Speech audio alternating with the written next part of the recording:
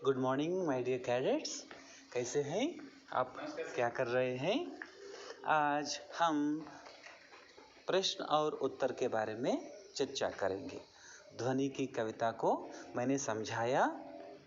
सबसे पहले मैंने आदर्श वाचन किया, बाद में अनुकरण वाचन किया और कुछ संस्कृत शब्दों का अर्थ भी मैंने बताया और प्रसंग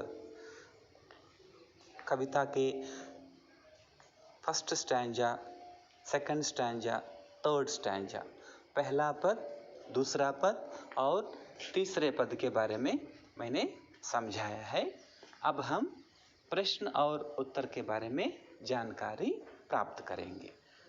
तो देखिए, हमारा विषय है हिंदी कविता, शीर्षक ध्वनि, कवि सूर्यकांत त्रिपाठी निराला।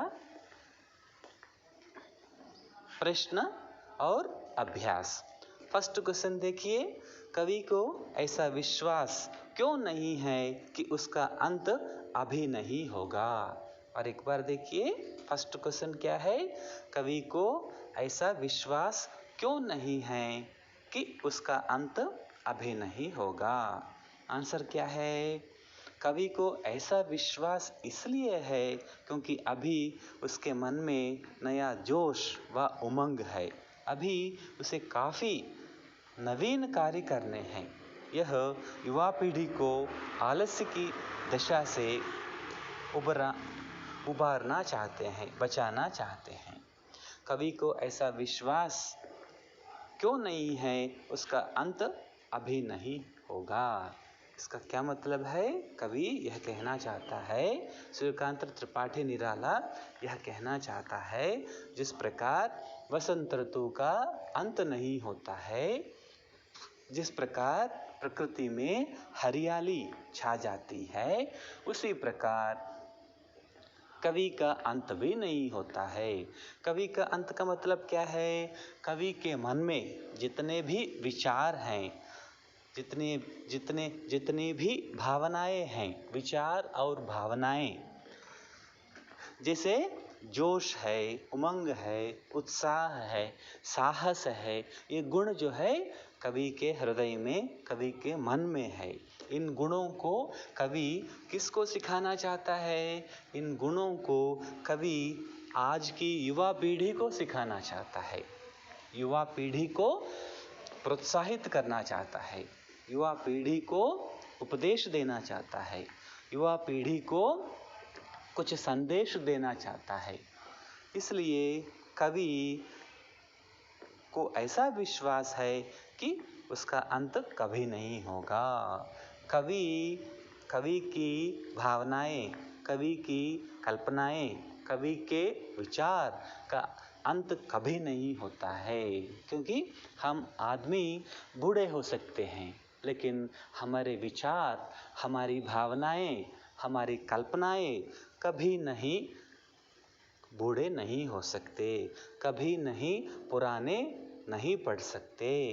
इसलिए आदमी की उम्र देखकर उसको अंदाज़ा नहीं करना चाहिए। उनके विचार को देखकर, उनकी भावनाओं को देखकर, उनकी कल्पनाओं को देखकर, उनमें कितना विश्वास है, उनमें कितना जोश है, उनमें कितना उमंग है, कितना साहस है, कवि के मन में कितना साहस है, इसको देखकर परखना चाहिए। इसलिए कवि का अंत कभी नहीं होता है। मेरे विश्वासों का, मेरी उमंगों का, मेरे उत्साह का, मेरे जोश का और मेरे साहस का अंत कभी नहीं होता है। मैं इन गुणों को किसको सिखाना चाहता है? युवा पीढ़ी को सिखाना चाहता है। कवि का मतलब उसका अंत नहीं होता है। कवि का अंत का मतलब क्या है? उनके गुणों का, उत्साह और साहस, ये गुणों का अंत नहीं होता है। यही कवि बताना चाहता है। ओके, फर्स्ट क्वेश्चन समझ में आ गया। सेकंड क्वेश्चन देखिए, फूलों को अनंत तक विकसित करने के लिए कवि कौन सा प्रयास करता है?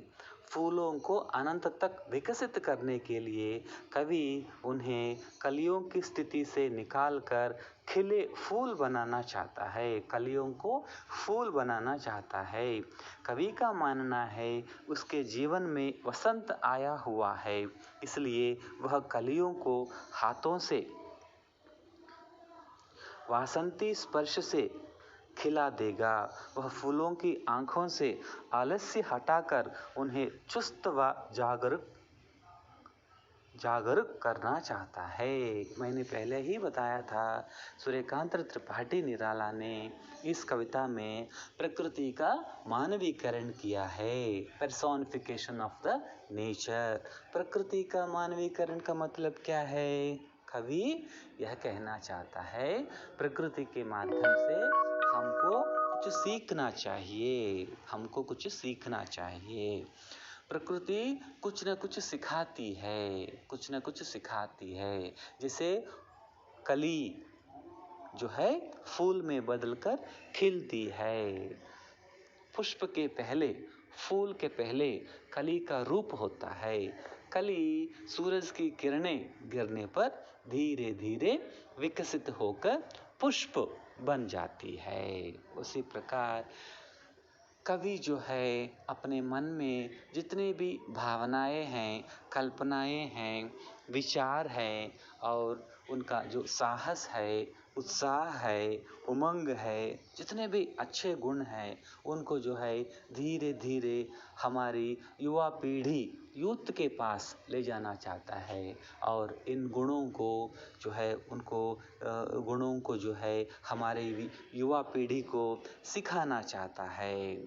जिस प्रकार सूरज की किरणें कली का रूप से विकसित होकर पुष्प बन जाता है, पुष्प बनाने में सूरज की किरणें मदद करती हैं, उसी प्रकार कवि जो है अपने अपने विचारों से जो है युवा पीढ़ी को कुछ सिखाना चाहता है। प्रश्न क्या है? और एक बार देखिए, फूलों को अनंत तक विकसित करने के लिए कवि कौन कौन सा प्रयास करता है? कलियों से लेकर पुष्पों तक विकसित करने के लिए कवि ने क्या क्या प्रयास किया? आंसर देखिए, फूलों को अनंत तक हमेशा विकसित करने के लिए कवि उन्हें कलियों की स्थिति से बड्स स्थिति से लेकर फूल बनाना चाहता है। सबसे पहले कली खिलती है, कली होती है, कली जो है सूरज की किरणें गिरने पर फूल के रूप में परिवर्तित होती है, विकसित होती है। कवि का मानना है कि उसके जीवन में वसंत आया हुआ है। कवि कहता है जिस प्रकार प्रकृति में वसंत ऋतु आती है, उसी प्रकार मेरे जीवन में भी वसंत आ गया। वसंत का मतलब क्या है? उत्साह, उमंग, जोश, साहस, ये सब गुण मेरे हृदय में, मेरे मन में, मुझ में भी आ गया। इसलिए वह कलियों को हाथों से वासंती स्पर्श से खिला देगा। जिस प्रकार कलियां जो है धीरे धीरे पुष्प के रूप में परिवर्तित होती है, उसी प्रकार कवि भी अपने गुणों से युवा पीढ़ी को बदलना चाहता है, परिवर्तित करना चाहता है, उनमें जो है कुछ नया बदलाव लाना चाहता है। वह फूलों की आंखों से आलस्य हटाकर, जिस प्रकार सूरज की किरणें कलियों को प्रेरित करती है विकसित करने के लिए, कलियों को परिवर्तित करती है पुष्प के रूप में, उसी प्रकार कवि भी अपने गुणों से, कवि के गुण क्या है? साहस, उत्साह, उमंग गुणों से जो है युवा पीढ़ी के पास जाना चाहता है। अगर युवा पीढ़ी, हमारे यूथ, हमारे युवा लोग जो है अगर थोड़ा सा लेजीपन, आलसीपन से है तो उनको जगाना चाहता है कवि सूर्यकांत त्रिपाठी निराला। और चुस्त व जागरूक करना चाहता है, उसको थोड़ा मजबूत बनाना चाहता है, उनको जागरूक, जो सो रहे हैं उनको उठाना चाहता है, जागरूक करना चाहता है। यह कवि का अभिप्राय है, कवि यही चाहता है। और एक बार पढ़ो, फूलों को अनंत तक विकसित करने के लिए कवि कौन कौन सा प्रयास करता है। फूलों को अनंत तक विकसित करने के लिए कवि उन्हें कलियों की स्थिति से निकालकर खिले फूल बनाना चाहता है। कवि का मानना है कि उसके जीवन में वसंत आया है और इसलिए वह कलियों को हाथों से वासंती स्पर्श से, हाथों के वासंती स्पर्श से खिला देगा। वह फूलों की आंखों से आलस्य हटाकर इन्हें चुस्त व जागरूक करना चाहता है। थर्ड क्वेश्चन क्या है? क्वेश्चन नंबर 3 देखिए, कवि पुष्पों की तंद्रा और आलस्य दूर हटाने के लिए क्या करना चाहता है? वसंत ऋतु का रूप है कवि। कवि पुष्पों की तंद्रा, इधर पुष्प, कवि के लिए पुष्प कौन है? कवि के लिए पुष्प आज की युवा पीढ़ी, यूथ है। युवाओं की आलस्य को, आलसीपन को कवि कैसे दूर करना चाहता है, कैसे हटाना चाहता है? देखिए आंसर, कवि पुष्पों की तंद्रा और आलस्य दूर हटाने के लिए उन पर अपना हाथ फेर कर उन्हें जगाना चाहता है। कवि पुष्पों की तंद्रा और आलस्य, आलसीपन को दूर करने के लिए अपना हाथ फेर कर उन्हें जगाना चाहता है।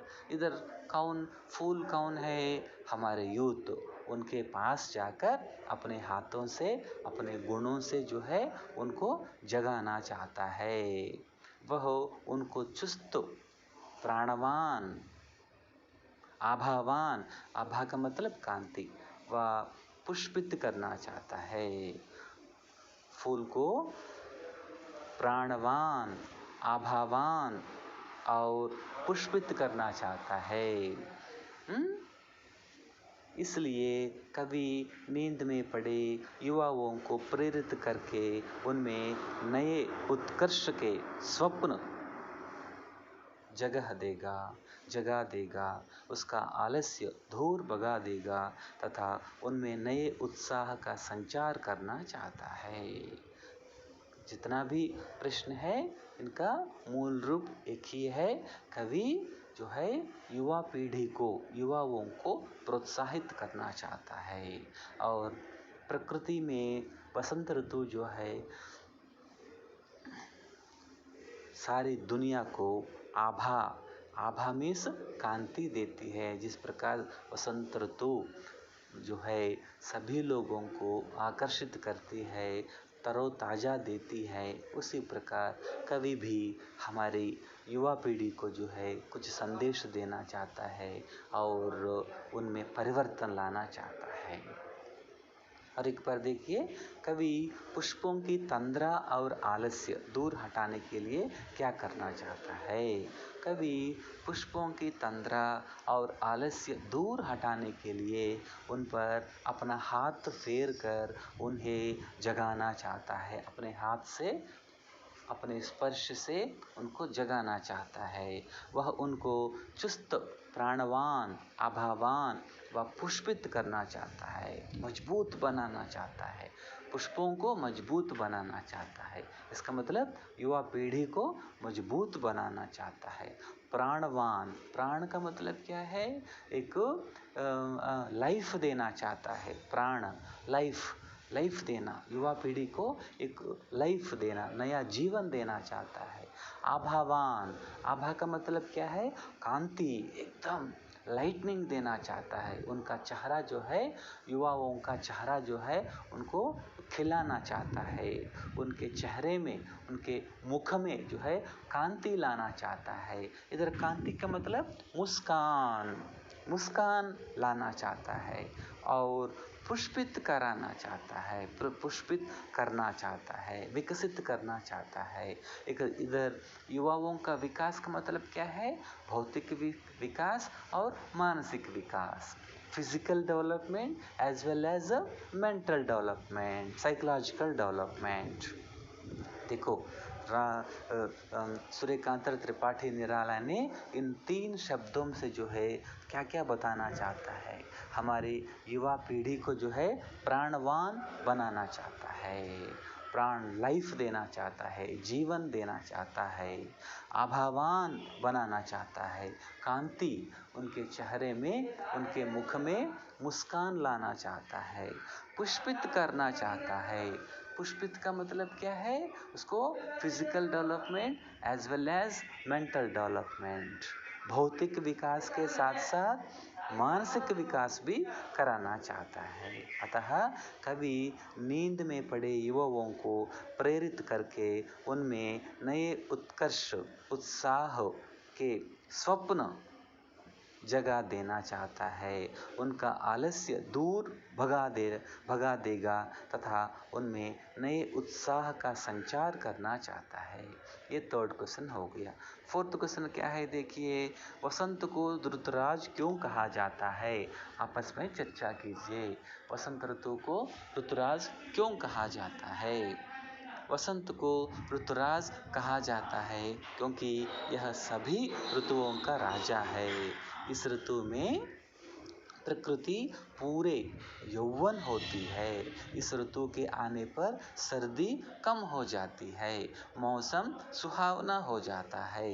इस समय पंच तत्व अपना प्रकोप छोड़कर सुहावने रूप में प्रकट होते हैं। पंच तत्व क्या है? पंच महाभूत जल, पानी, वायु, हवा, धरती, पृथ्वी, आकाश, आसमान और अग्नि, आग, सभी अपना मोहक रूप दिखाते हैं।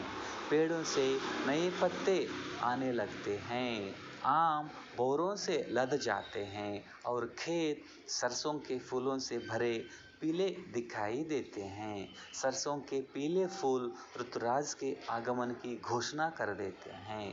खेतों में फूली हुई सरसों पवन के झोंकों से हिलती है, ऐसी दिखाई देती है मानो सामने सोने का सागर लहरा रहा हो। कोयल पंचम स्वर से गाती है और सभी को कुहू कुहू की आवाज से मंत्रमुग्ध कर देती है। इस ऋतु में उनकी छटा देखते ही बनती है। इस ऋतु में कई प्रमुख त्योहार मनाए जाते हैं: वसंत पंचमी, महाशिवरात्रि और होली। बाकी प्रश्न जो है अगले क्लास में हम डिस्कशन करेंगे, चर्चा करेंगे। तब तक के लिए धन्यवाद। ध्यानपूर्वक सुनने के लिए बहुत बहुत धन्यवाद। बाकी प्रश्न अगले क्लास में हम चर्चा करेंगे। सबसे पहले मैंने फर्स्ट क्वेश्चन में क्या बताया था? कवि को ऐसा विश्वास क्यों है कि उसका अंत अभी नहीं होगा। सेकंड क्वेश्चन क्या बताया था? फूलों को अनंत तक विकसित करने के लिए कवि कौन कौन सा प्रयास करता है। थर्ड क्वेश्चन मैंने क्या बताया था? कवि पुष्पों की तंद्रा, निद्रा और आलसीपन दूर हटाने के लिए क्या करना चाहता है। फोर्थ क्वेश्चन क्या बताया था? वसंत को ऋतुराज क्यों कहा जाता है। आपस में चर्चा कीजिए। इनको थोड़ा ध्यानपूर्वक देखिए। बाकी प्रश्न जो है कल मैं आपको बताऊंगा। ध्यानपूर्वक सुनने के लिए बहुत बहुत धन्यवाद।